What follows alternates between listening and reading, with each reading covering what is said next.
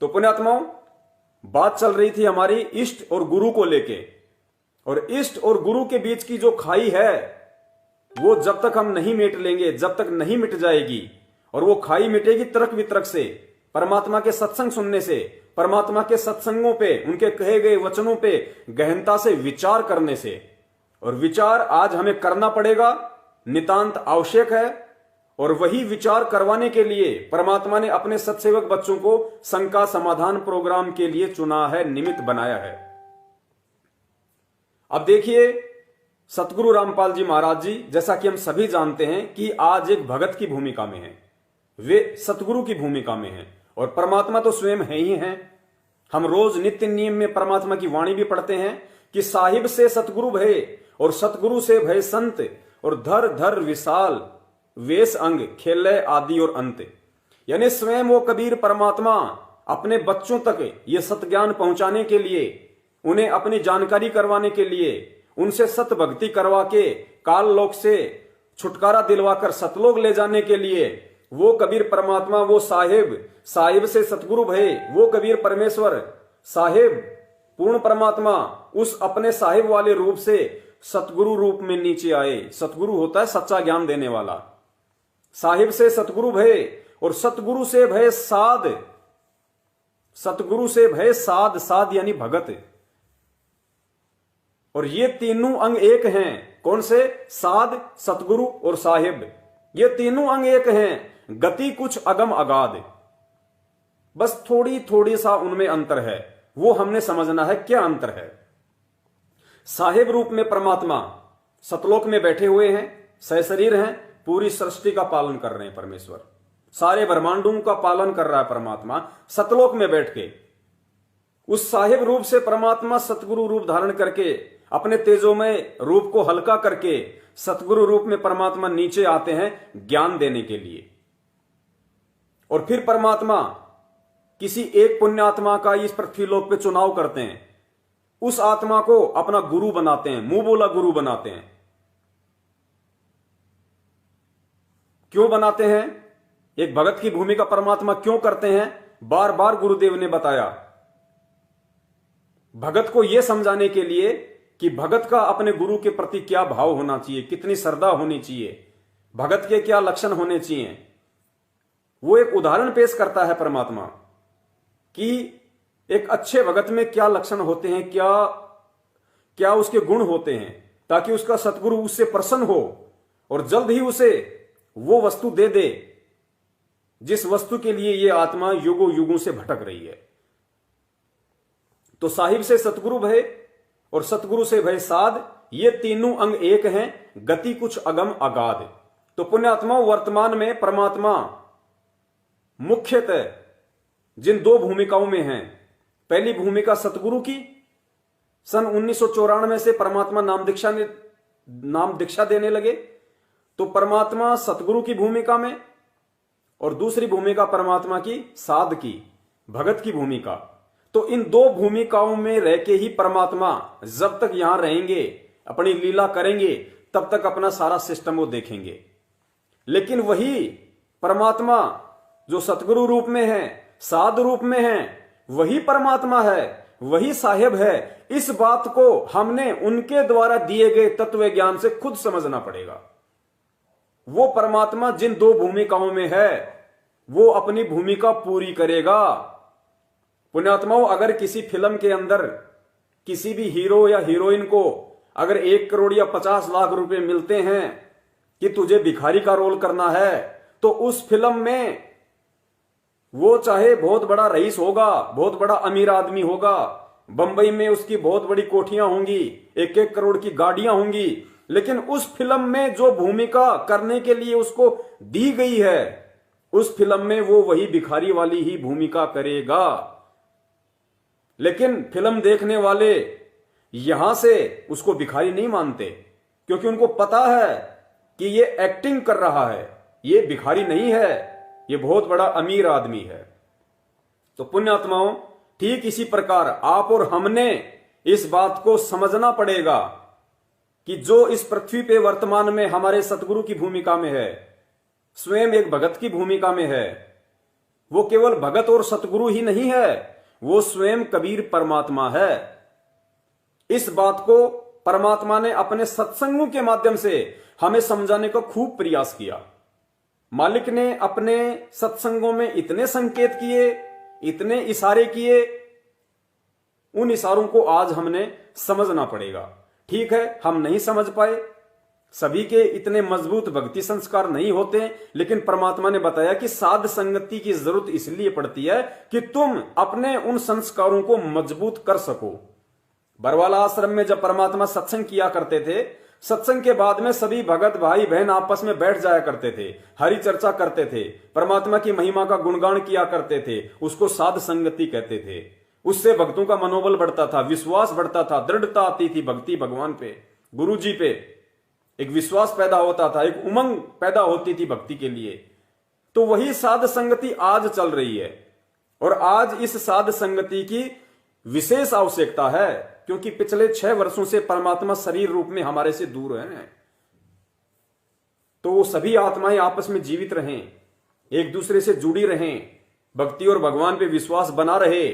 इसके लिए ये परमात्मा ने सार्वभौमिक आदेश दे रखा है कि जो पुराने भगत हैं, जिन पे परमात्मा ने अपने तत्व ज्ञान की थोड़ी बहुत दया कर रखी है, ये उनकी जिम्मेदारी है अपने भगत भाइयों को संभाल के रखने की, अपने भगत भाइयों को संपर्क में रख के और परमात्मा के विषय में जानकारी देने की, उनकी छोटी से छोटी और बड़ी से बड़ी शंकाओं के समाधान की, ताकि उनको कोई अड़चन पैदा ना हो, उनको कोई भी काल एजेंट, कोई भी भक्ति से दूर जो इंसान है वो उनको भ्रमित ना कर सके, परमात्मा से दूर ना कर सके।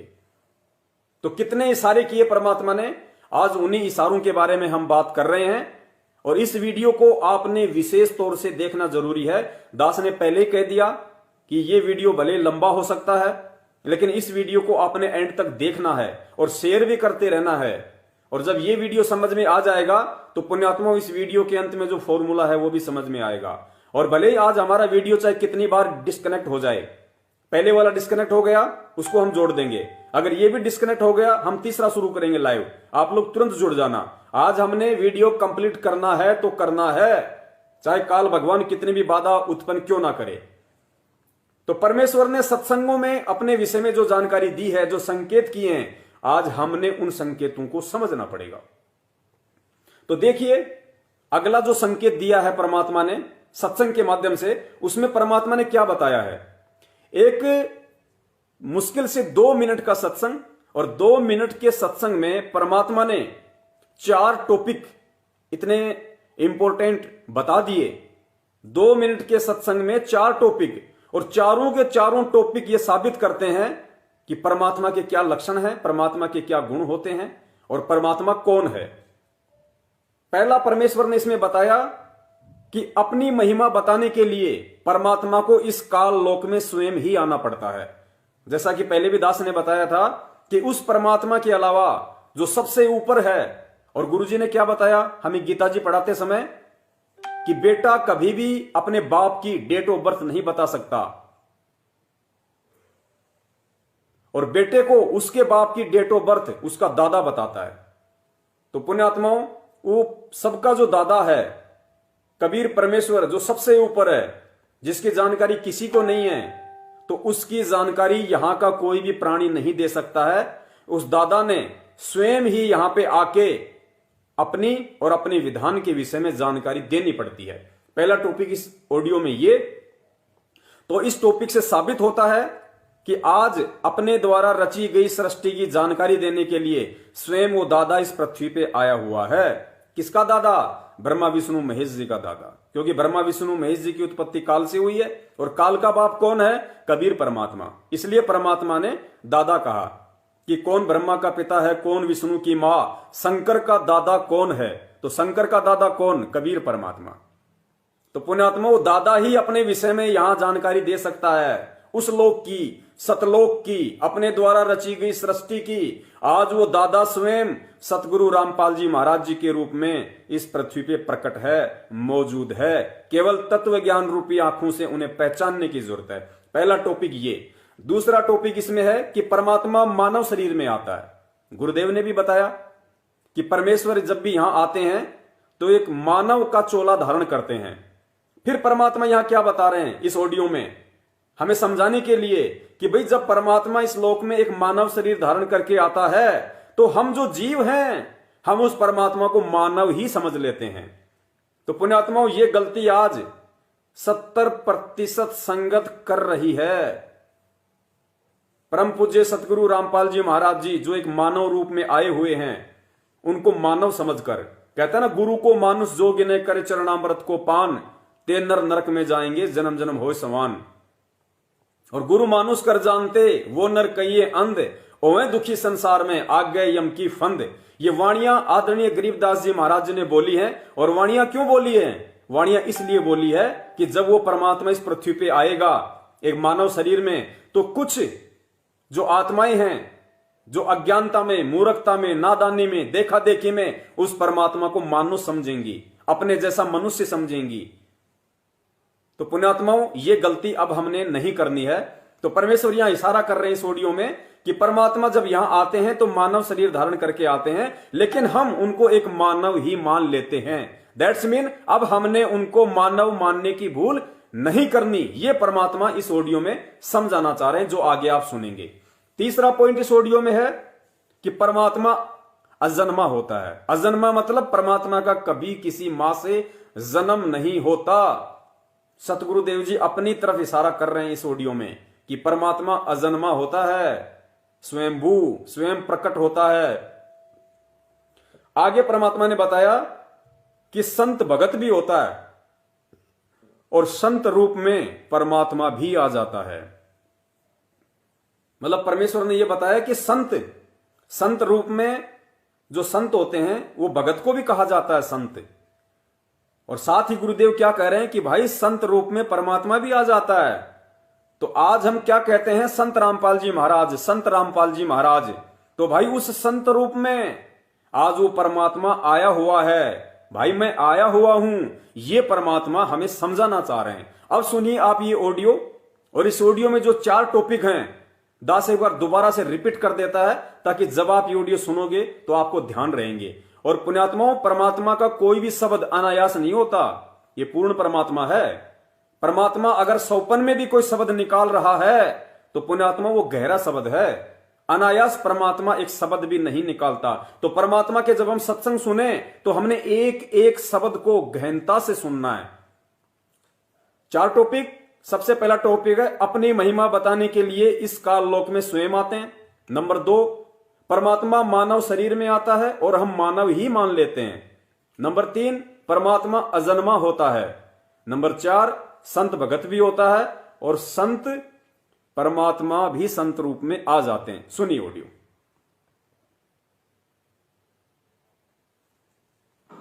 परमात्मा स्वयं ही अपनी महिमा बताने के लिए इस काल के लोक में आते हैं और वो अपनी एक लीला करते हैं। परमात्मा अजन्मा है, कबीर परमेश्वर का कोई जन्म नहीं होता। जब भी वो इस काल के लोक में आते हैं वो सहज शरीर आते हैं और सहज शरीर ही चले जाते हैं। यहाँ कुछ समय के लिए एक मानुष जैसी लीला करते हैं, एक मनुष्य जैसी लीला करते हैं। मनुष्य का जीवन जैसे एक मानव अपनी क्रिया करता है, यहाँ वो ऐसी ही क्रिया करते हैं।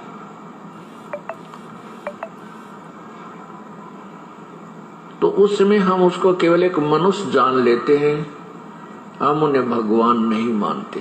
भगवान हम क्यों नहीं मानते? परमात्मा किस लिए नहीं मानते? क्योंकि हमारे को ज्ञान गलत बताया हुआ होता है। हमारे को ये बताया हुआ होता है कि परमात्मा निराकार है, वो सर्वव्यापक है, कण कण में विद्यमान है। परमात्मा मनुष्य शरीर में नहीं होता।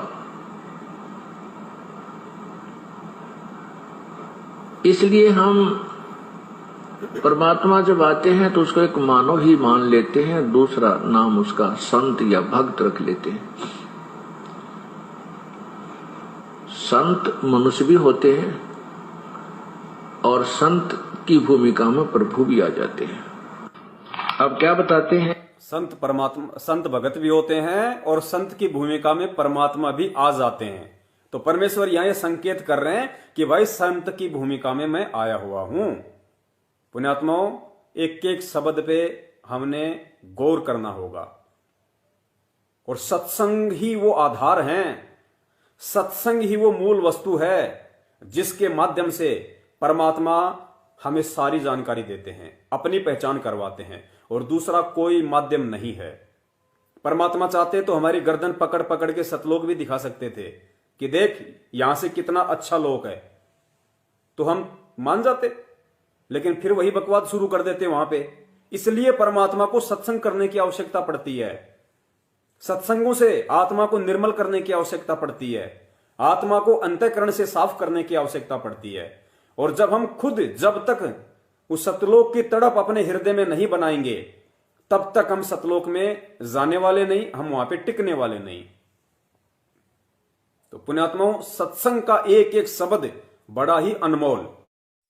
तन मन शीस ईस अपने पे, तन मन शीस ईस अपने पे, पहले में चोट चढ़ावे जब कोई राम भक्त गत पावे हो जी, जब कोई राम भक्त गत पावे हो जी। तन मन शीस ईस अपने पे, तन मन शीस ईस अपने पे, पहलम चोट चढ़ावे जब कोई राम भक्त गत पावे हो जी, जब कोई राम भगत गत पावे हो जी। भाई सतगुरु तिलक अजप्पा माला, युक्त जटा रखवावे, सतगुरु तिलक अजप्पा माला, युक्त जटा रखवावे। जत को पीन सत का चोला, भीतर बेख बनावे जब कोई राम भगत गत पावे हो जी, जब कोई राम भगत गत पावे हो जी। भाई लोक लाज मर्याद जगत की, तृण ज्यों तोड़े बगावे, लोक लाज